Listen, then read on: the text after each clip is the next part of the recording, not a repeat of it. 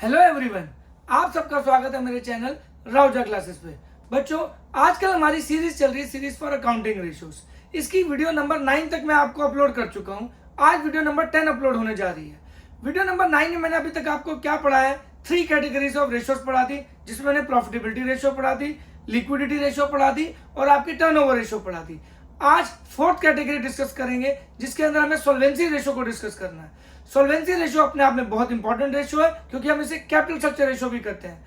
Again, classes को समझने के लिए कंप्यूटेशन और एनालिसिस दोनों पार्ट पे आपको फोकस रखना है। चलिए, तो आज हम शुरू करते हैं वीडियो नंबर 10, जो कि हमारी ऑलमोस्ट आखिरी कैटेगरी है, जिसका नाम है सॉल्वेंसी रेशियो। ठीक है जी। सबसे पहले सॉल्वेंसी रेशियो के बारे में हम मतलब समझ लें। सॉल्वेंसी रेशियो को बच्चों कैपिटल रेशियो भी कहा जाता है, कैपिटल स्ट्रक्चर रेशियो। अब होता क्या है कि फर्म की जो लॉन्ग टर्म ऑब्लिगेशन है, क्या उसको पे ऑफ करने के लिए हमारी पोजीशन सफिशिएंट रिसोर्सेज या सफिशिएंट कुशन है हमारे पास? क्या हमें फ्यूचर में डेट ट्रैप का खतरा तो नहीं मंडरा रहा? क्या फ्यूचर में इंसॉल्वेंट होने का खतरा तो नहीं मंडरा रहा? क्या हमें डेट को किस हद तक यूज करना है, कब तक यूज करना है? क्योंकि जब हम लोन लेते हैं तो it comes with an obligation, तो वो हमें किसी ट्रैप में तो नहीं फंसा रहा। इन सब का फैसला, इन सब का डिसीजन मेकिंग सॉल्वेंसी रेशियो से आप यूज करके अपने डिसीजन मेकिंग में हेल्प ले सकते हैं। सॉल्वेंसी रेशियो का पहले मतलब समझते हैं बच्चों। इसके लिए आपको 2 टर्म्स और समझनी पड़ेंगी। पहला कि बिजनेस में 2 तरीके के रिस्क होते हैं, एक बिजनेस रिस्क, एक फाइनेंशियल रिस्क, और ये मिला के बनता है आपका टोटल रिस्क। सॉल्वेंसी रेशियो आपका फाइनेंशियल रिस्क पे फोकस करता है। पहले इसको थोड़ा सा समझ लेते हैं, ताकि आप सॉल्वेंसी रेशियो के लिए जो फाइनेंशियल रिस्क का पॉइंट है उसको ढंग से समझ पाए। देखो, बिजनेस जो होता है बच्चों, वो डायनामिक एनवायरनमेंट में एग्जिस्ट करता है। ये हमारा बिजनेस है, ठीक है जी। अब इसके ऊपर जो इम्पैक्ट पड़ता है, हर जगह से पड़ता है, जिसे जो आपने 12th में पढ़ा भी होगा, अपने 12th स्टैंडर्ड में, आपका बिजनेस स्टडीज में, बिजनेस एनवायरनमेंट चैप्टर में, किसकी डायमेंशन होती है, PESTL, PESTL, political, economical, social, technological, legal. I repeat, जिसे हम पेस्टल बोलते हैं, PESTL। ठीक है जी। ये क्या होता है? ये बिजनेस के ऊपर टेक्नोलॉजी का भी इम्पैक्ट पड़ता है, बिजनेस के ऊपर आपका लीगल एनवायरनमेंट का भी इम्पैक्ट पड़ता है, बिजनेस का आपके ऊपर पॉलिटिकल एनवायरनमेंट का भी इम्पैक्ट पड़ता है। तो बिजनेस को इम्पैक्ट करने के लिए बहुत सारी चीजें होती हैं, और इस वजह से बिजनेस के अंदर एक रिस्क होता है, which is inherent feature of every business. Business is never risk free. Therefore, we always said this statement: business exists in dynamic environment. It keeps on changing, and that involves risk, which is known as business risk. अब financial risk क्या होता है? जब आप date use करते हो, date माने long term loan, debentures, long term obligation, जब आप वो बिजनेस के अंदर यूज करते हो तो आपको इंटरेस्ट भी पे करना पड़ता है, और चाहे आपको प्रॉफिट हो या ना हो, आपको वो पे करना ही करना है। तो जब हम डेट कंपोनेंट को अपने कैपिटल स्ट्रक्चर में बढ़ाते हैं, अगर आपको याद हो, कैपिटल स्ट्रक्चर 2 चीजों का सम होता है, एक ओनर्स फंड, एक बोरोड फंड। ये जो बोरोड फंड होता है बच्चों, ये फाइनेंशियल रिस्क को जन्म देता है, क्योंकि जब हम ओनर खुद पैसा लगाते हैं तो एक चीज होगी कि उन्होंने किसी को कुछ एक्स्ट्रा नहीं देना, पर जब हम किसी से बोरो करते हैं तो उसके बदले हमें इंटरेस्ट पे ऑफ करना पड़ता है, और वो हमारी एक चार्ज अगेंस्ट प्रॉफिट है कि चाहे प्रॉफिट हो चाहे लॉस हो, हमें देना ही देना है। और क्योंकि बिजनेस डायनामिक एनवायरनमेंट में एग्जिस्ट करता है, तो बिजनेस में कभी भी कोई भी ऐसा चेंज आता है, जैसे कोरोना वायरस आया, बिजनेस में एकदम चेंज आ गया, इंटरेस्ट तो पे करना था, बैंक से लोन लिया है बिजनेस को, वो तो पे करना है। दुकान बंद पड़ी है, फैक्ट्री बंद पड़ी है, पर इंटरेस्ट तो पे करना पड़ेगा। तो that give birth to risk, which is called financial risk. इसलिए हमें डेट का यूजेज कितना अपने कैपिटल स्ट्रक्चर में करना है, that is all about financial risk and solvency ratio. क्योंकि जितना हम डेट यूज करेंगे ना बच्चों अपने कैपिटल स्ट्रक्चर में, उतनी टेंडेंसी ज्यादा रहेगी आपको अपने बिजनेस में कि डेट ट्रैप हो सकता है, यानी कि इंसॉल्वेंट होने का खतरा हो सकता है, यानी कि आप लॉन्ग टर्म ऑब्लिगेशन को पे ऑफ करने की स्थिति में ना हो। और इसलिए हम स्टडी करते हैं सॉल्वेंसी रेशियो, और इसी के अंदर आपकी पहली रेशियो जो आती है वो है डेट इक्विटी रेशियो, जो कि मोस्ट इंपॉर्टेंट रेशियो है सारी रेशियोज के अंदर से, क्योंकि वो आपकी एक्चुअल साउंडनेस और existence of business long run में बताएगी आपको। चलिए, अब इसको हम डिटेल में समझते हैं। तो ये तो हो गया सॉल्वेंसी रेशियो के बारे में।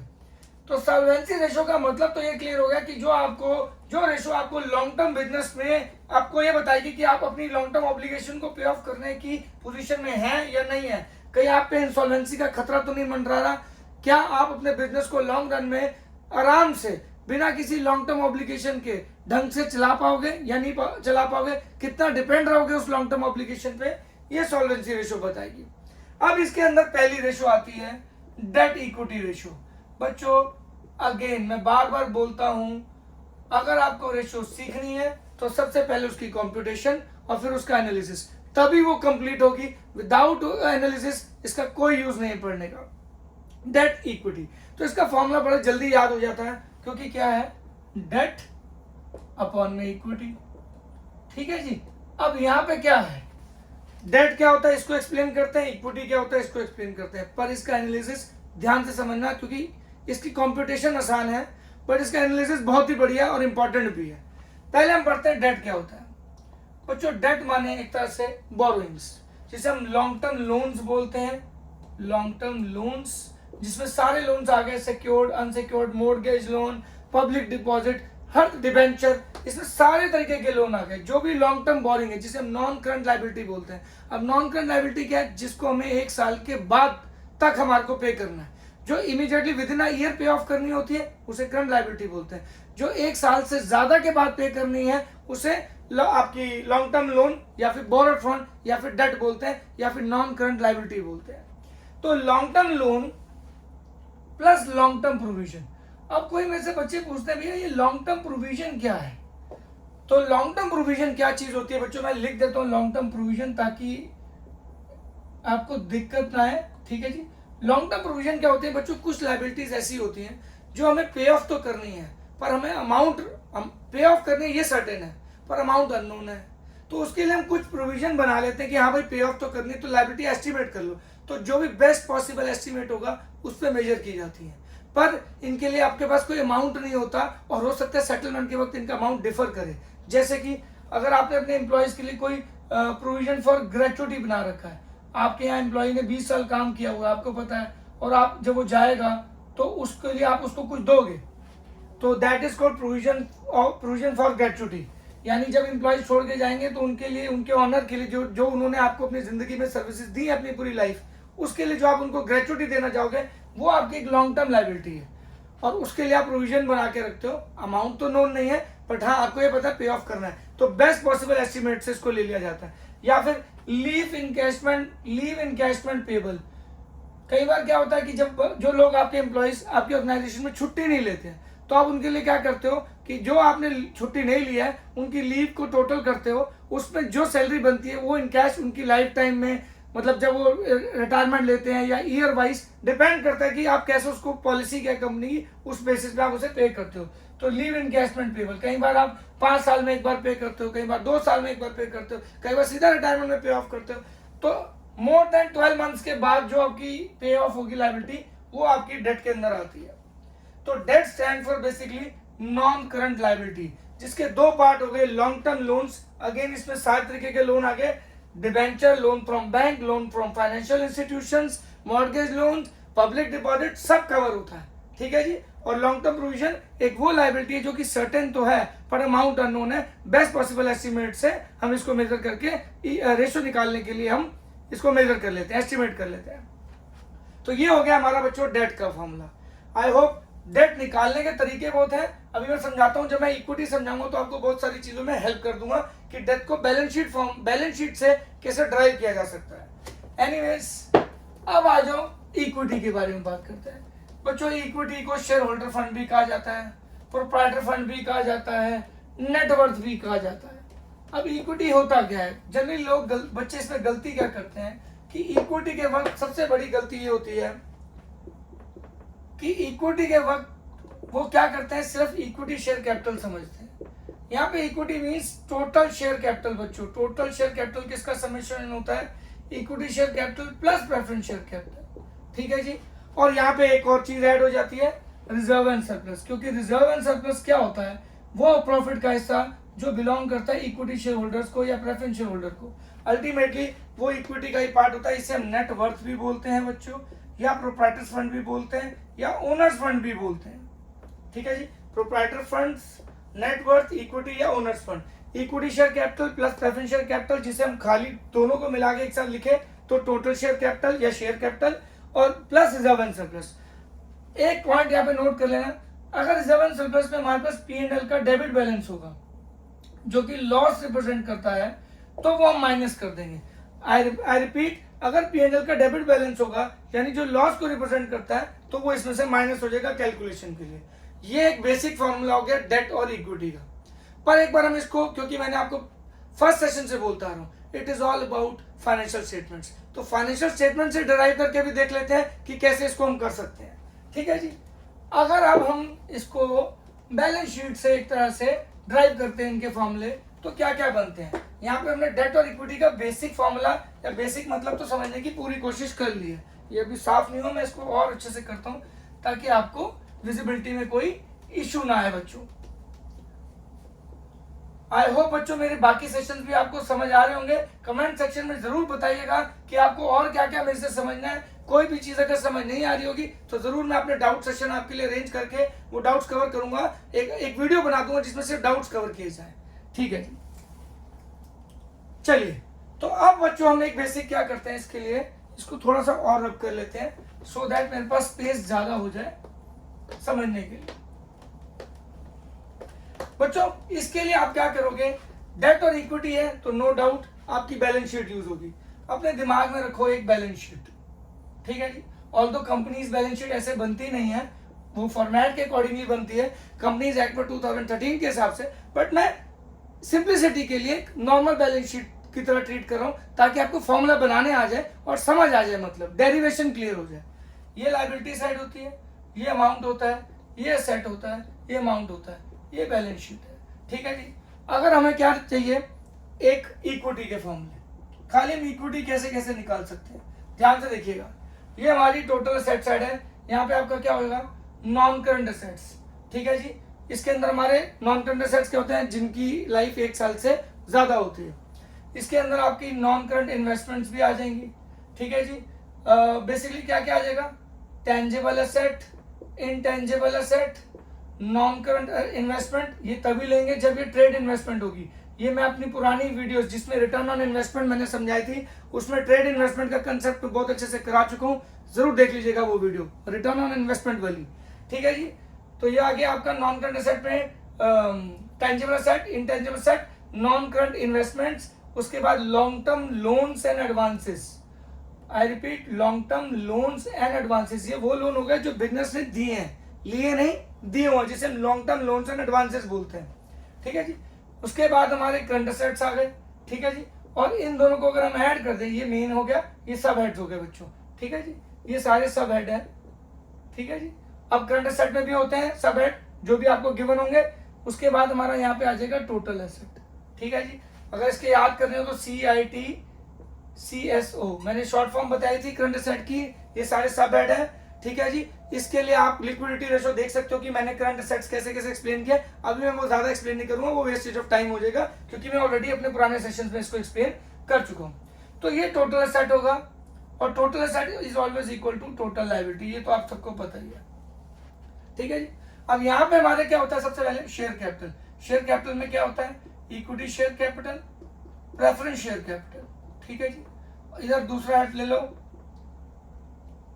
Reserve and surplus. ठीक है जी।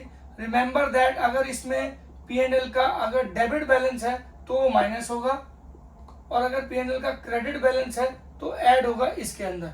एक फॉर्मूला तो ये होगा इक्विटी का सिंपल, जिसे हम क्या बोलते हैं, आपका equity share capital plus preference share capital, जिसे हम शेयर कैपिटल खाली बोलते हैं, प्लस रिजर्व एंड सरप्लस। और उसमें अगर प्रॉफिट होगा तो ऐड, यानी P&L का क्रेडिट बैलेंस होगा तो ऐड, और P&L का अगर डेबिट बैलेंस है तो लेस।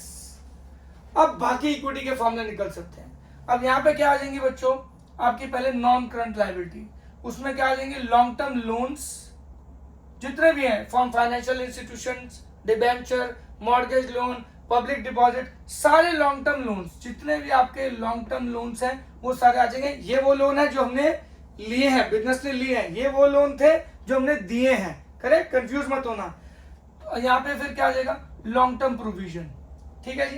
ये आपके नॉन करंट लायबिलिटी को रिप्रेजेंट करेगा, जिसकी वैलिडिटी, जो ऑब्लिगेशन हमें 1 साल से ज्यादा के बाद में पे ऑफ करनी है। और लास्ट आ जाएगी आपकी करंट लायबिलिटी। ठीक है जी। ये आपकी करंट लायबिलिटी आ गई। अब तरीका क्या है, total asset equal to total liability, ठीक है जी। और ये मिला के हमारा क्या हो गया, non current liability and current liability, यानी कि टोटल डेट हो गया। तो टोटल एसेट यानी टोटल ये एसेट में से ये पोर्शन हटा दूं तो यही बचेगा। तो total asset minus total date, यहाँ पे टोटल डेट क्या होगा बच्चों, point to be noted, total date क्या होगा, non current liability plus current liability. ये किसके इक्वल हो जाएगा, इक्विटी के इक्वल हो जाएगा। एक तो ये इक्विटी का फॉर्मूला है, इक्विटी का ये फॉर्मूला है, इक्विटी का एक ये फॉर्मूला हो गया। एक और इक्विटी का फॉर्मूला निकालते हैं, कैसे, इक्विटी इज इक्वल टू में ये सारे non current assets, I repeat non current assets plus current assets. अब करंट एसेट यहां पे क्या है बच्चों, ये सारे माइनस करंट लायबिलिटी। अगर माइनस करंट लायबिलिटी कर दें तो ये क्या हो जाएगा बच्चों, net working capital. I repeat, ये प्लस ये टोटल एसेट हो गया, टोटल एसेट में से करंट लायबिलिटी, यानी अगर इसको मैं अलग से ले लूं कि दिस माइनस दिस, तो सीधा इसकी जगह मैंने क्या ऐड कर दूं, नेट वर्किंग कैपिटल।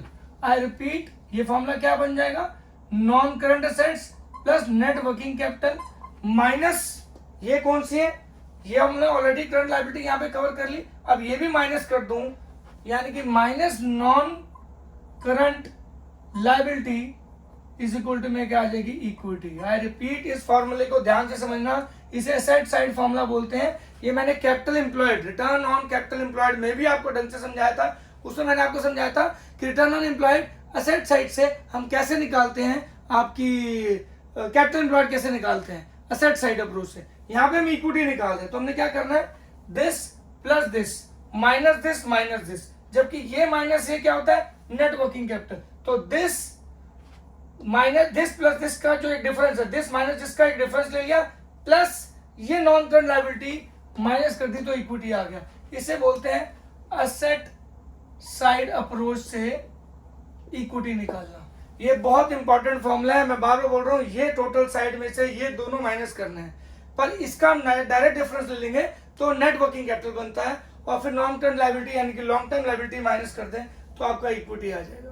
तो ये इक्विटी निकालने का तरीका है। तो यहाँ पे आपका कंप्यूटेशन जो है बिल्कुल समाप्त होता है, खत्म होता है। अब हम शुरू करेंगे इसके बाद एनालिसिस। चलिए बच्चों, अब हम इसका सीखते हैं एनालिसिस, ठीक है जी। अब इसके लिए हमें क्या पढ़ना पड़ेगा, सबसे पहले ये देखना पड़ेगा कि डेट इक्विटी किस यूनिट में मेजर होती है। जैसे प्रॉफिटेबिलिटी अगर आपको याद हो तो सारी परसेंटेज में थी, टर्नओवर आपकी किस में थी, टाइम्स में थी। तो अब सॉल्वेंसी रेशो में हम कैसे करेंगे ये हम समझने की कोशिश करेंगे। तो सॉल्वेंसी रेशो की पहली ratio that is debt equity ratio, ये मेजर होती है प्योर फॉर्म में।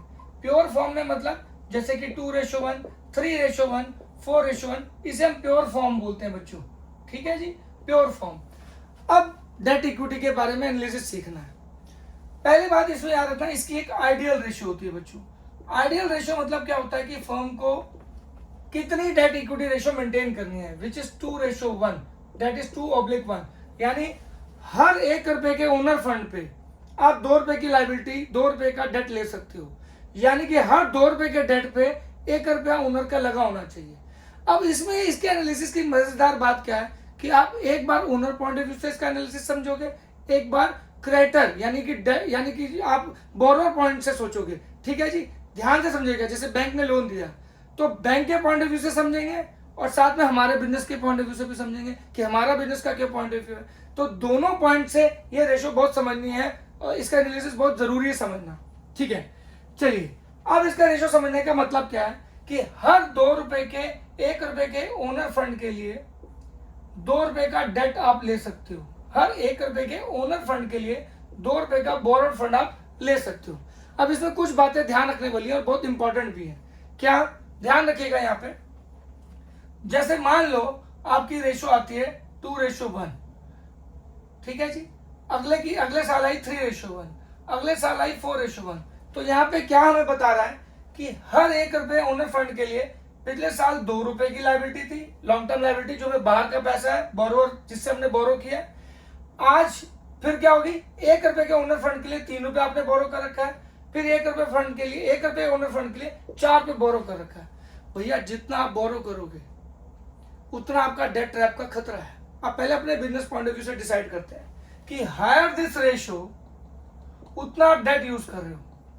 अब डेट यूज करने का फायदा क्या है? Debt is a cheapest source of finance, क्योंकि आपको टैक्स शील्ड भी देता है। ठीक है जी। अब आप मार्केट में खुद सोचो, आपको लोन पे देना है 7% और बिजनेस में आप कमा रहे हो 20%। बिजनेस से आपको 20% मिल रहा है, आप बाहर जिससे आपने बोरो किया उससे आपने 7% देना है, तो 13% का मुनाफा तो आपको पास है ही, यानी किसी और के पैसे पे आप कमा रहे हो और सस्ता भी है।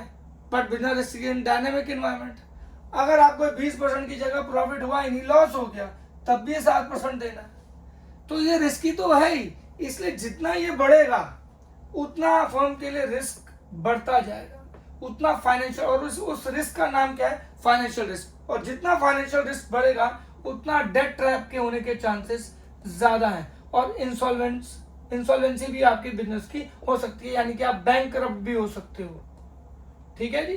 तो ये आपको बैंक करप्ट की सिचुएशन पे भी ले आएगा। अगर आप चाहते हो अपने आप को बचाना तो इस डेट को एक आइडल सिचुएशन में यूज करें।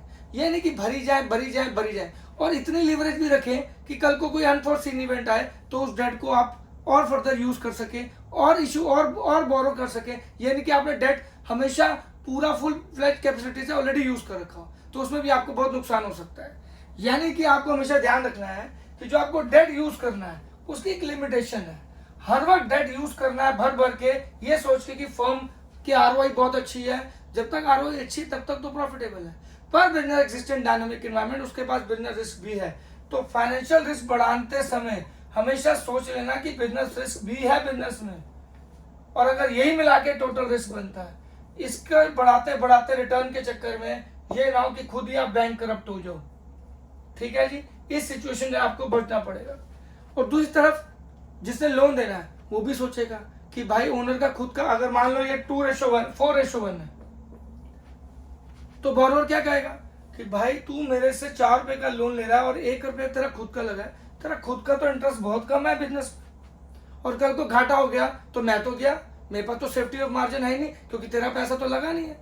तो इसका मार्जिन तभी बैंक लोन देने वाले को तभी फायदा होगा जब ओनर का फंड भी लगा होगा।